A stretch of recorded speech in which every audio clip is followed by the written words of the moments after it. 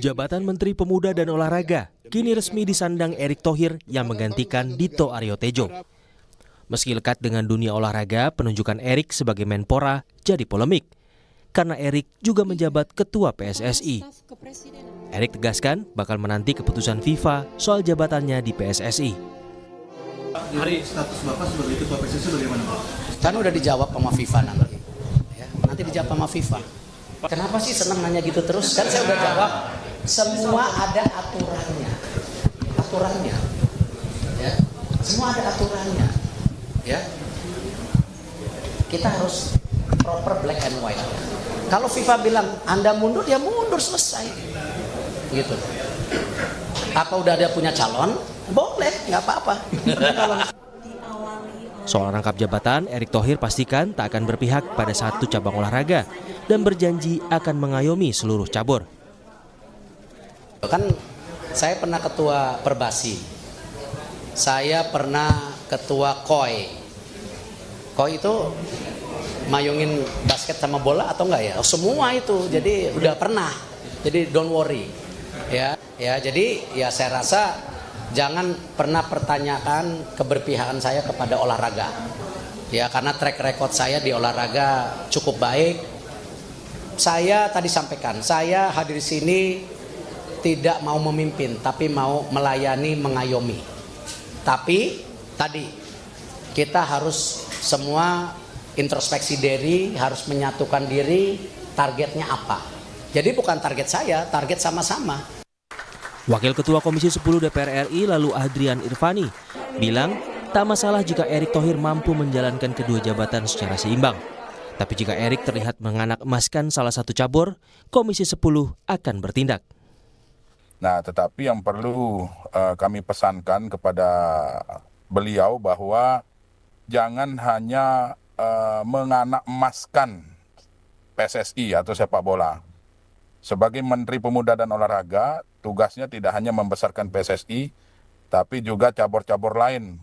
Kalau sekiranya nanti sudah ada gejala-gejala Pak Erick mulai menganak emaskan PSSI atau salah satu cabur lainnya, ya tentu kami dari Komisi 10 nanti akan tiup fluid. Jadi supaya betul-betul kita ingatkan kembali bahwa Bapak sekarang bukan hanya Ketua Umum PSSI, tetapi sebagai Menpora yang harus membina seluruh cabang olahraga prestasi khususnya. Erick Thohir tentu kini harus segera fokus karena dihadapkan pada tugas-tugas yang tak mudah. Ia dituntut meningkatkan prestasi olahraga Indonesia di kancah internasional, sekaligus mewujudkan mimpi pecinta sepak bola tanah air melihat timnas Garuda mentas di Piala Dunia. Tim Liputan Kompas TV.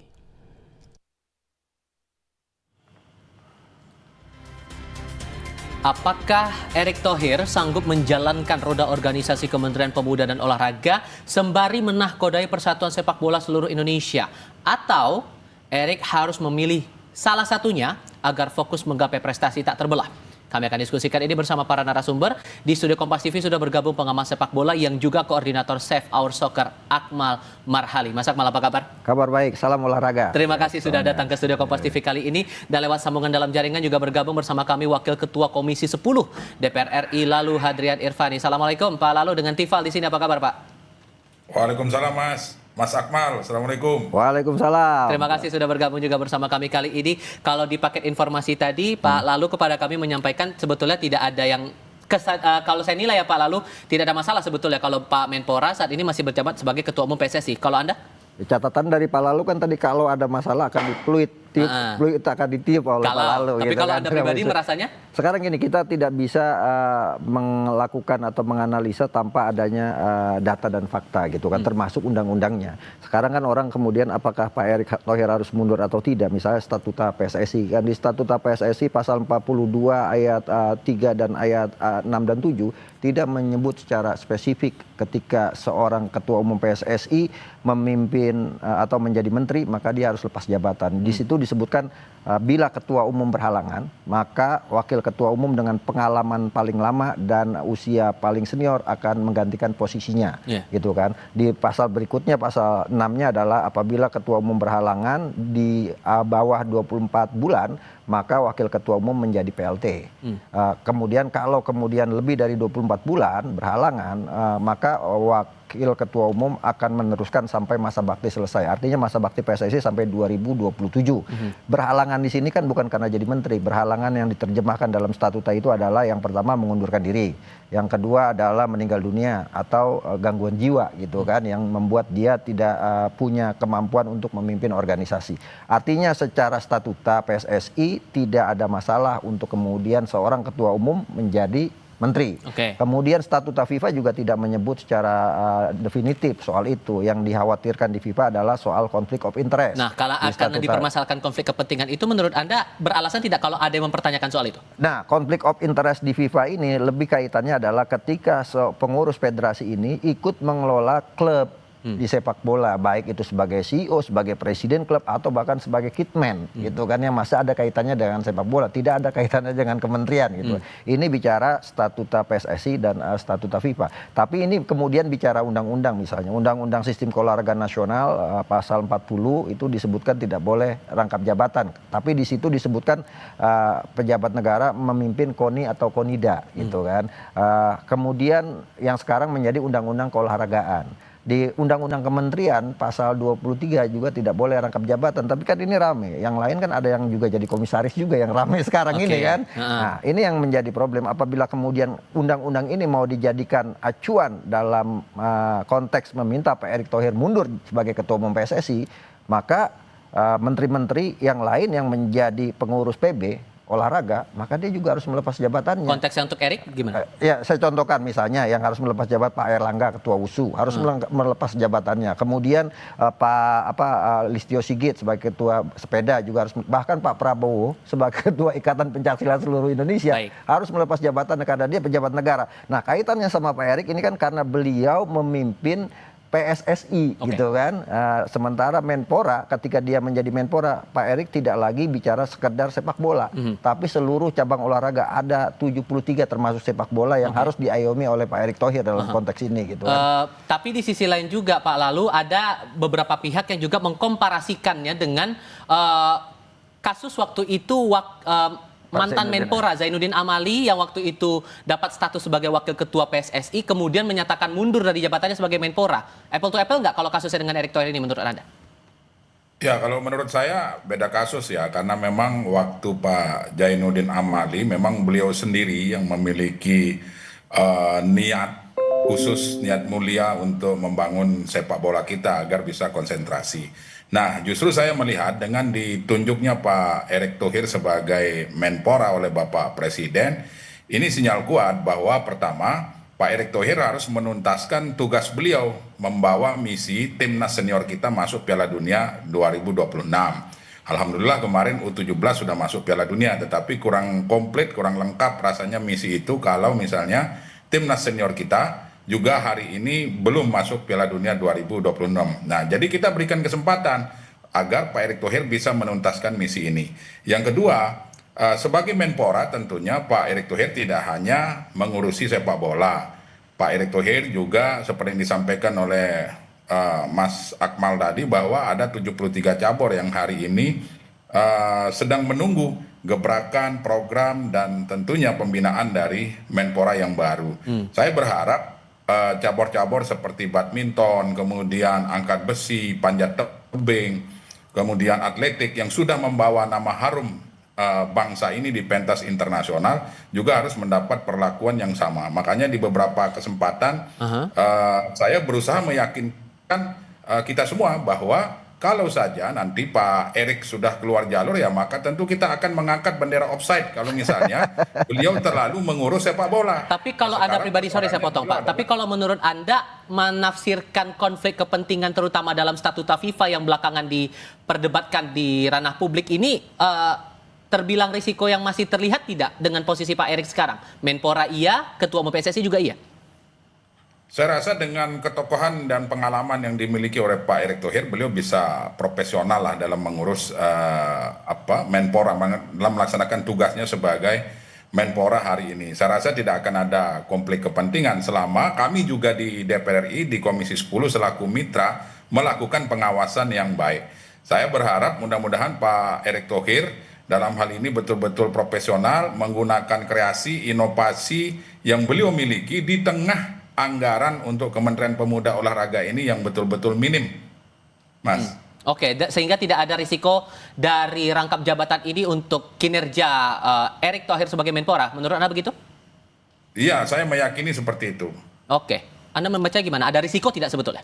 Iya kan bicara ini kan sekarang bicara ke pribadi masing-masing akhirnya. Apakah dia mau melepas jabatan, Pak Erick itu mau melepas jabatan karena merasa seperti Pak Zainuddin Amali ingin fokus mengurus PSSI maka melepas jabatannya sebagai Menpora, atau Pak Erick Thohir merasa bahwa beliau sanggup untuk pegang kendali dua-duanya gitu. Seperti yang beliau sebutkan dalam press conference Sertijab tadi, bahwa walaupun saya ketua umum PSSI, tapi saya pernah punya pengalaman sebagai ketua Komite Olimpiade Indonesia yang mengayomi 73 cabang olahraga. Beliau juga pernah menjadi anggota IOC, pernah juga menjadi ketua Perbasi, pernah juga kemudian menjadi anggota eksekutif di delegate di FIBA, organisasi basket dunia. Artinya secara portofolio Pak Erick Thohir ini menurut saya the right man on the right job untuk jabatan sebagai Menpora.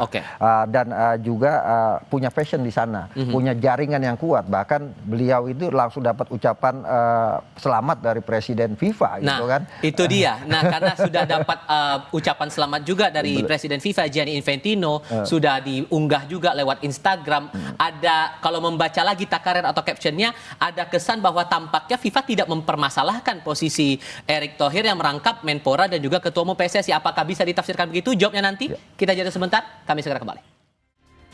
Tak lama setelah dilantik, Presiden FIFA Gianni Infantino lewat akun Instagram sudah mengunggah juga itu beberapa foto antara dirinya dengan Erick Thohir. Bahkan dalam takarir atau caption disebutkan, "Semoga sukses sahabatku dalam upaya Anda membawa olahraga kemanapun dan memperkenalkan sepak bola kepada setiap anak muda di Indonesia." Ini yang tampaknya meneguhkan pandangan Anda juga ya Pak Lalu, bahwa sebetulnya ya rangkap jabatan Pak Erick Thohir ini tidak masalah, begitu? Iya betul. Jadi apa yang disampaikan oleh Presiden FIFA itu merupakan sinyal bahwa rangkap jabatan hari ini Pak Erick Thohir sebagai Ketua Umum PSSI dan Menpora itu satu hal yang tidak ada masalah. Kemudian justru dengan pengalaman Pak Erick Thohir membawa PSSI ini mendunia, maka kami juga dari Komisi 10 berharap juga agar cabur-cabur lain seperti badminton yang kemarin kita merupakan raksasa dunia, sempat terpuruk sampai dengan hari ini kita masih minim gelar, ya tentu dengan masuknya Pak Erick Thohir, badminton bangkit kembali. Kemudian panjat tebing, kemarin kita di Olimpiade juga mendapat medali emas, ini perlu dipertahankan dan ditingkatkan. Kemudian begitu juga angkat besi, atletik dan sebagainya. Cabur-cabur prestasi inilah yang perlu mendapat perhatian yang lebih intens lagi selain PSSI. Saya meyakini bahwa kemampuan Pak Erick Thohir tidak bisa diragukan lagi dengan portofolio yang tadi disampaikan oleh Mas Akmal itu. Ya artinya Presiden hari ini tidak salah pilih, kira-kira begitu. Oke, Anda juga menangkap demikian Mas Akmal, atau ada pandangan lain soal pernyataan Presiden FIFA itu?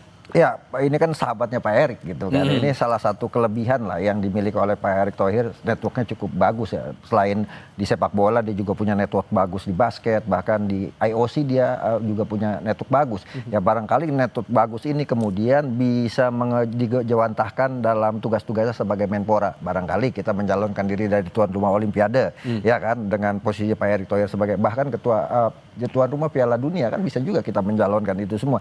Tapi yang paling penting menurut saya buat Pak Erick ke depan adalah bagaimana dia membenahi internal dulu, ini kan. Ya, internalnya konteksnya mana dulu? Konteksnya internal adalah ya PBPB gitu kan. Bagaimanapun kemarin kan sempat ada konflik yang cukup tinggi antara Kemenpora dengan pengurus PB terkait Permenpora nomor 14 tahun 2022 pasal 16 pasal 16 ayat 6 di mana KONI dan pengurus KONI tidak boleh mendapat gaji dari pemerintah. Artinya kan ini sedikit menjadi problem kan bagaimana KONI bisa menggerakkan pembinaan di setiap daerah kalau tidak mendapatkan gaji kan seperti itu. Dan dana operasional yang tadi sangat minim, saya pikir 2,9 triliun kan saat ini pagu perubahan dari Kemenpora yang didapatkan dari APBN 2,9 triliun dibagi 73 cabang.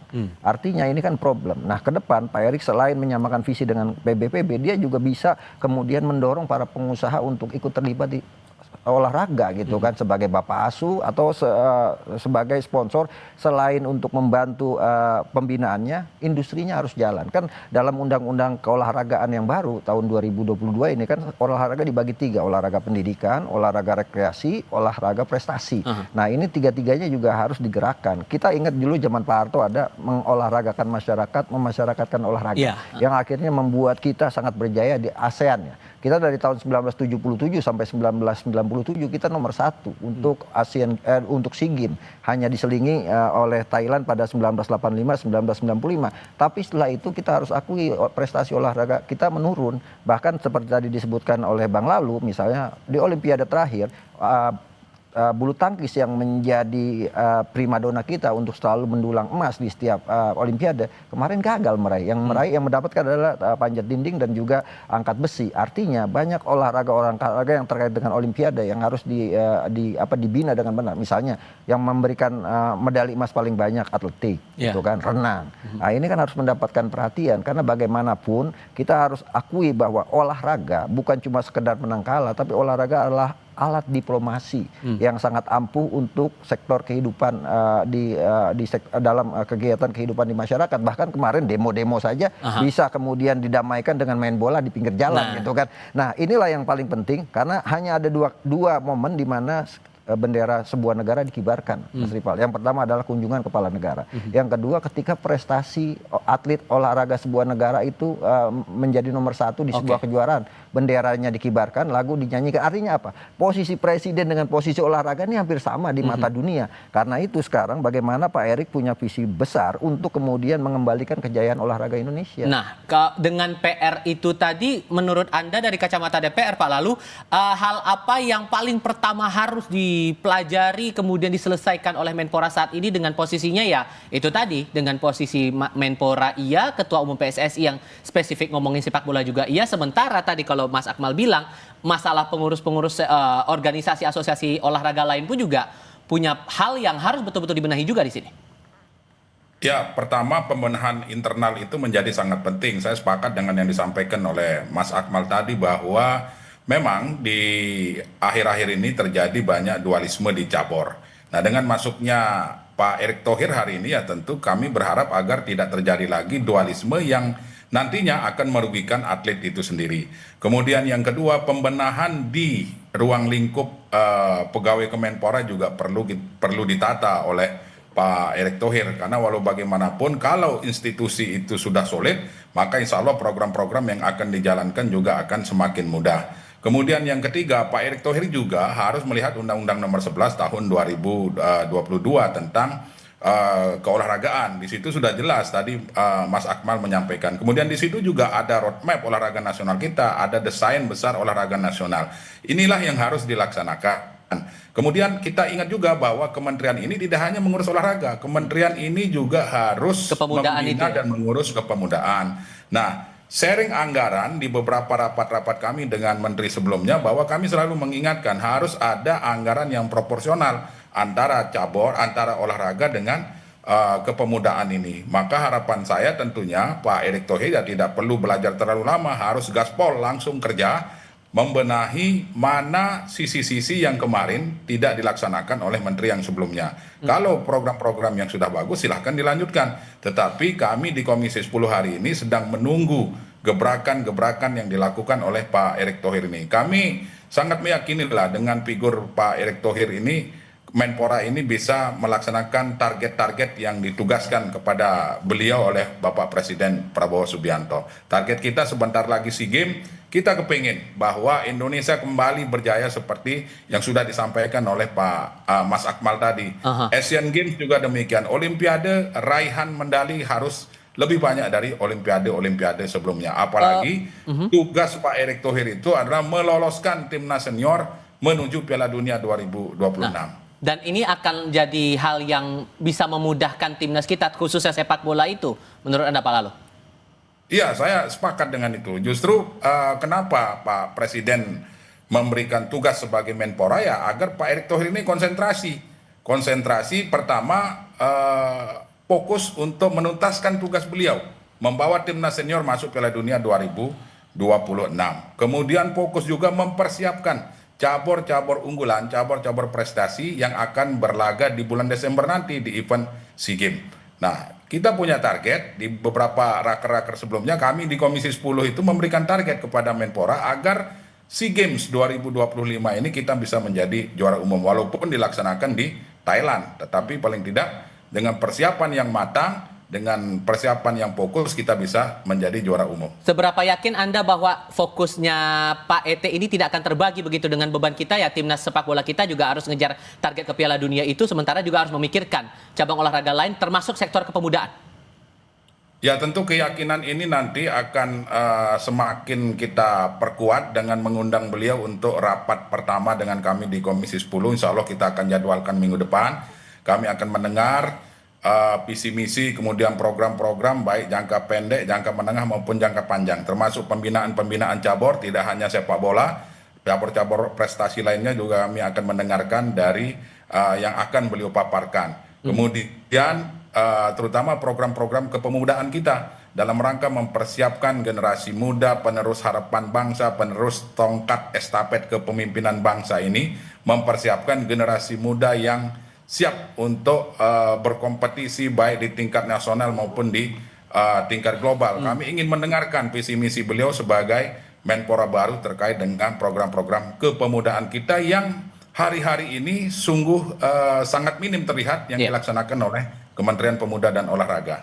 Secara karakteristik kepemimpinan Erick Thohir selama di PSSI, menurut Anda Mas Akmal, belajar juga dengan tantangan yang dihadapi di Kemenpora sekarang, menurut Anda akan berjalan muluskah masa kepemimpinan ET ini setidaknya sampai 2029 nanti, atau malah akan ada tantangan baru yang rasanya perlu diwanti-wanti dari sekarang? Ya, tantangan yang paling dekat buat Pak ET sebagai Ketua Umum PSSI yang pasti akan terkait dengan Menpora tadi gitu kan, adalah meloloskan Indonesia ke Piala Dunia. Artinya tanggal 8, tanggal 11 itu kan momentumnya gitu kan. Artinya ada mungkin akan terjadi misalnya kritik pedas dan kritik tajam ketika kita misalnya dalam tanda gagal untuk lolos ke Piala Dunia. Artinya Pak ET sebagai Ketua Umum PSSI dikritik dan posisinya sebagai Menpora juga dalam waktu bersamaan juga mendapatkan kritikan. Artinya ini salah satu yang mungkin ada momen-momen di mana ada ada ombak besar yang kemungkinan terjadi. Kalau bicara kepemimpinan, saya yakin Pak ET dengan kemampuannya, komunikasinya, kemudian lobby-lobbynya, dan itu sudah terbukti di dunia internasional. Saya pikir dengan pengalaman dia pernah ngurus Inter Milan, punya klub DC United, punya klub Oxford United.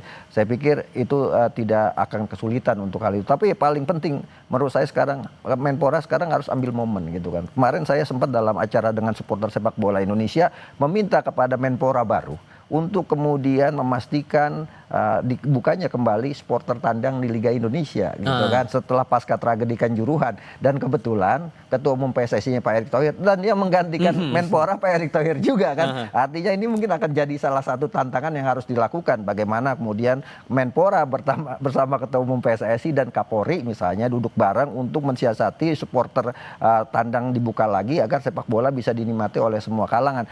Tapi yang paling penting menurut saya sekarang begini, olahraga itu adalah salah satu alat untuk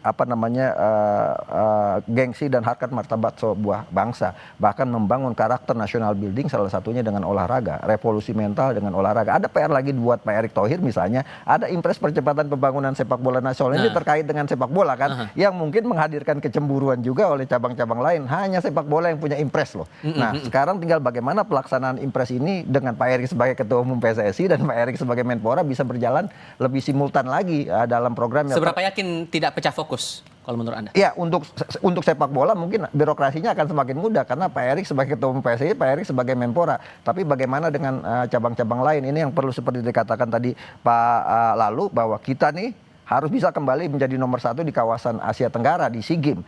Belakangan 2 tahun terakhir kita itu di bawah Vietnam dan Thailand. Nah sementara nanti SEA Games itu ada di Thailand gitu. Nah bagaimana kemudian Pak Erick Thohir bisa dengan anggaran yang terbatas tadi 2,9 triliun untuk membangun olahraga, belum lagi dibagi ke pemudaan, bisa kemudian membuat olahraga kita lebih berprestasi lagi. Dan ini kan agak sulit, artinya harus ada dana-dana di luar APBN.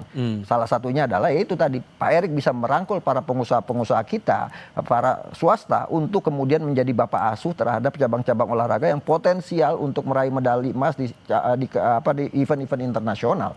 Jadi kalau saya katakan sekarang ya, kalau bahasanya Pak Lalu sebagai orang PKB gini, al-aklus salim fil jismi salim. Artinya mensana and corpore sana, di dalam jiwa yang sehat terdapat akal yang sehat. Jadi ini juga bagian dari membangun bangsa kita di tengah masalah-masalah sosial. Kalau kita bisa berolahraga, badan kita sehat, jiwa kita juga akan sehat, pemikiran kita juga akan sehat. Ditambah lagi pernyataan Erick kepada wartawan terakhir kali, saya pernah di NOC dulu, apakah saya waktu itu memimpin ada prejudice antar cabur? Kan tidak. Menurut Anda gimana? Ya, saya pikir bisa dibedakan. Cuma kan permasalahan sekarang juga, misalnya kalau terkait dengan keterkaitan di PSSI dengan di Menpora, kalau aturan-aturan yang tadi kita sebutkan, statuta PSSI, statuta FIFA tidak melarang itu semua. Tinggal bagaimana pemilik suara di PSSI. Apakah dengan naiknya Pak Erick Thohir sebagai Menpora, mereka merasa wah dengan gini kita bisa gampang nih. Jadi ya berikan kesempatan Pak Erick Thohir untuk memimpin PSSI dan juga jadi Menpora. Tapi kalau kemudian anggota PSSI menyatakan bahwa Pak Erick fokus saja di Menpora gitu kan, bisa jadi terjadi apa yang dikatakan tadi, kongres luar biasa. Seperti yang disampaikan dalam wawancara tadi Pak Erick dengan wartawan, kayak kalau emang udah ada siap calon penggantinya, ya maju aja kan seperti itu. Kalau roman-romannya menurut Anda Pak Lalu gimana nanti PSSI? Ya, sekali lagi saya menyampaikan bahwa kita berikan kesempatan lah kepada Pak Erick Thohir untuk menuntaskan misinya, membawa timnas senior kita masuk Piala Dunia 2026.